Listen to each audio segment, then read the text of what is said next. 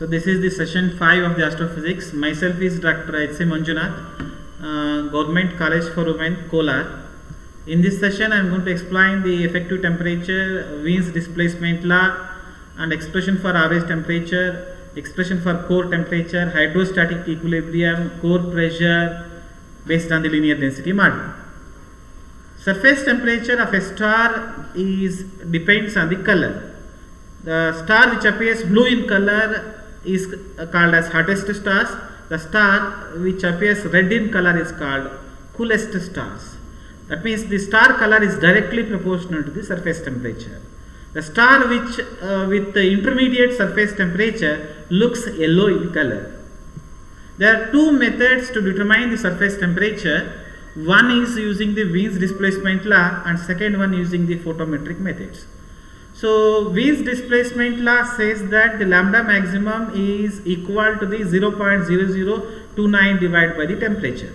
This lambda maximum is equal to the wavelength corresponds to the maximum intensity. So for a given star, the spectrum is measured first.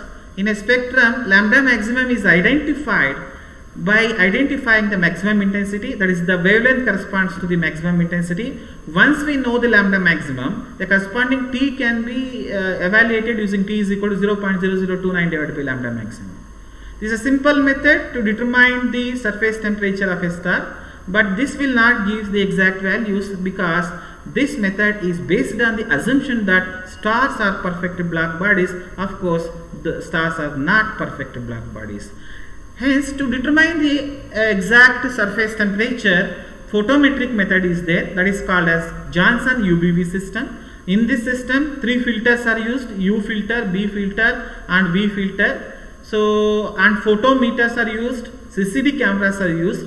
So, U filter allows the ultraviolet color, B filter allows the blue color, V filter allows the visible color. So, these three filters are fixed to the CCD cameras and corresponding fluxes are measured. Fu is the flux measured corresponds to U filter, Fb is the flux measured corresponds to the B filter, and Fv is the flux measured corresponds to the visible filter. Then the ratios Fu by Fb is called as the B and Fb by Fe is called as V. Then B minus V is called color index of a star. This B minus V is constant for a given star. So for a sun, this is measured as what? 0.62. So then once we know the color index, then the corresponding temperature is calibrated from the standard curve. The standard curve, the y-axis gives the surface temperature, x-axis is the color index. For example, the color index for the sun is 0.62. The corresponding surface temperature is the 5800 Kelvin. The temperature measured using this method is accurate than the traditional Wien's displacement law. In the next topic of this session, I am going to explain the hydrostatic equilibrium. It is the condition in which the outward pressure of a star is balanced by the inward gravitational contraction. This outward pressure is also called as radiation pressure or thermal pressure. This thermal pressure arises due to the thermonuclear fusion which is carried in this core of a star. When the hydrogen plus hydrogen fuse to form a helium nucleus, radiations are formed. That radiation should come out of a star through the pressure called radiation pressure, and it is acting away from the center. Whenever the radiation pressure is equal to the gravitational contraction, hence a stable star is formed. This equilibrium is called as hydrostatic equilibrium. Hydrostatic equilibrium is a condition in which the outward pressure of a star is balanced by the gravitational contraction, or you can say radiation pressure is balanced by gravitational contraction. To form a stable star, stars must attain the hydrostatic equilibrium. In the next topic, I am going to explain the average temperature. So average temperature is what the average of the temperature of a star at different positions. So the star behaves like the gases which is filled in a star, that is hydrogen and helium behaves like an ideal gas. Hence we can apply the kinetic theory of the gases, so that the kinetic energy of the interior gas is equal to 3 by 2 nkt. So n is the number of gas particles, k is the Boltzmann's constant, T average is the average temperature, and if you take the m is mass of a star and n is the number of particles, n is the number of the particles. If the small m is the mass of each particle, you can say number of particles is equal to total mass divided by the mass of each particle. According to the virial theorem, this kinetic energy is equal to the thermal energy. K is equal to 3 by 8 gm square by r. So equating the kinetic energy and the thermal energy, you will get this equation. So here the substitute the n is equal to m by m. So and after simplification we will get the average temperature is equal to Gmm by 4kr, where G is the universal gravitation constant, capital M is mass of a star, m is equal to the mass of each particle, and k is Boltzmann's constant, r is the radius of a star. This equation is called first equation of the stellar structure. The next topic I am going to explain the core pressure of a star, derivation for the core pressure of a star using the linear density model. To derive this, let us consider the formation of star is just an accumulation of small spherical concentric shells. Let one such shell of mass dm, radius smaller, thickness dr, density rho. In hydrostatic equilibrium, the outward pressure is balanced by the inward gravitational force. So outward pressure is given by left hand side, that is the pressure gradient, right hand side gravitational contraction. Equating these two things, call this as equation number 1. And dm is equal to mass of that shell, we can write this 4 pi r square dr into rho r. Substituting this, we will get the pressure gradient dp by dr is equal to g rho m of r by r square, call this as equation number 2. So negative sign indicates that as we go inwards, the pressure of a star increases.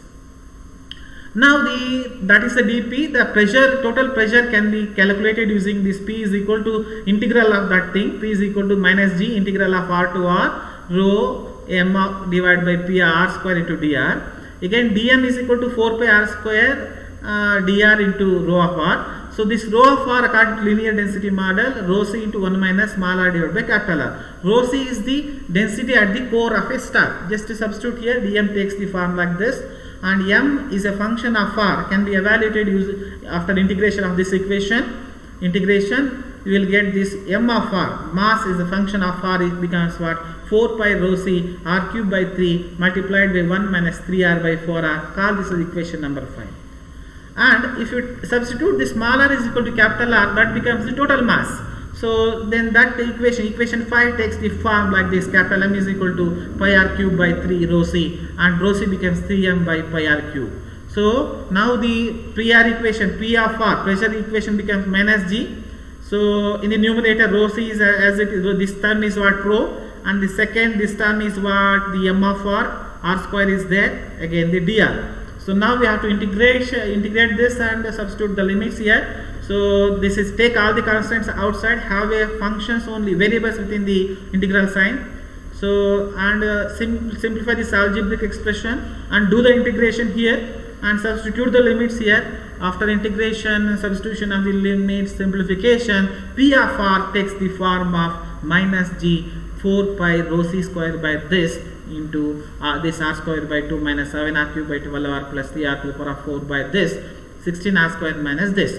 And if you substitute the rho c here, what is the rho c? Rho c is 3m by pi r cube whole cube, like a core density here. So and substitute the small r is equal to 0, and that point becomes the core point. Density corresponds to that is called core density. That means if r is equal to 0, P of r becomes Pc. Substitute that, first 3 terms vanishes, remaining Pc is equal to 5 gm square by 4 pi r to the power of 4. That is the core pressure of a star.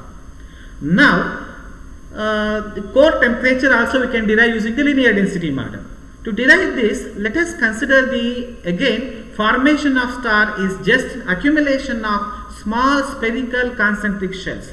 Let us take one such shell of mass dm of r and radius r and dr density r. Again, so it is made up of hydrogen and helium So it is considered as ideal gas. You can take the ideal gas equation. PV is equal to NKT. PV is equal to N is M by mu M H KT. M is mass of a star. Mu is reduced mass. MH is mass of hydrogen. And TF, just to simplify that, we will get the TA. T expression T of R is PV mu MH by MK. And again, so this average density is equal to what? Integral of 0 to R rho dV by V. And this rho is equal to what? Rho C into 1 minus small r by capital R. Now we have to substitute the rho here and you have to calculate the average density. So this calculation of the average density is shown here. So this average density, this is what rho 4 pi r square dr by volume is 4 by 3 pi r cube is there. Take all the constants outside, only have a function within that integral sign, integrate that, substitution of limits, all these things. After all the simplifications, after all the mathematical steps, we will get the average density it becomes rho c by 4. Rho c is 3m by 4 pi r cube. So average density is 3m by pi r cube. And this is the average density. Substitute that in the equation number 5. You will get the T of R is 4 pi r cube by 3m P mu mh by K. Call this equation number 1. Here, this P is equal to pressure at R. That pressure at R from previous derivation. P of R minus 12 gm square pi r to the power of 6 into this. And T of R, temperature at R, is given by this length expression. So here, when R is equal to 0, that point corresponds to the core point, and temperature that corresponds to the core temperature. That means if R is equal to 0, the temperature becomes core temperature. Just to substitute there, we will get this Tc is equal to 5 mh gm by 3 kr. This is the expression for core temperature of a star. Thank you. Thank you for your kind attention.